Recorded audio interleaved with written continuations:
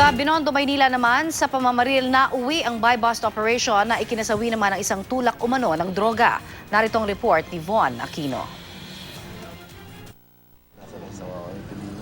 Sa iskinitang ito sa Tomas Mapua Street, Barangay 326, Santa Cruz, nabaril at napatay ng mga pulis ang isang suspect sa pagtutulak ng shabu sa buy-bust operation ng Manila Police Station Anti-Illegal Drugs mag-alas 11 kagabi. Sa inisyal na investigasyon, nagkaabutan pa muna ng 500 piso at item ang suspect at pulis na nagpanggap na i-score. Nang arestuin na raw ng mga miyembro ng side ang suspect, tinulak umano nito ang pulis tsaka tumakbo sa Makata Street at doon daw nagpaputok ng baril ang suspect. Dito na siya binaril ng isa sa mga backup na operatiba. Isinugod pa sa ospital ang suspect pero binawian din ito ng buhay. Kinilala ang napatay na suspect na si Raymond Alcala.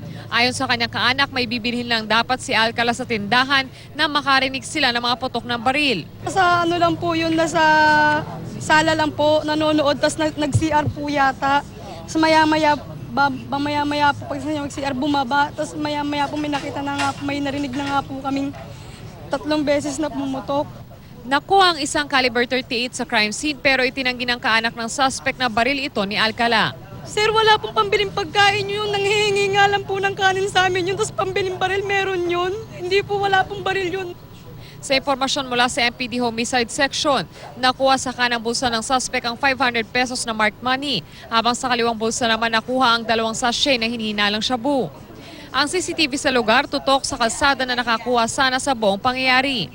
Yun nga lang tila sinadyang may takip ito ng tuwalya. Itong unang balita sa Maynila, Von Aquino reporting.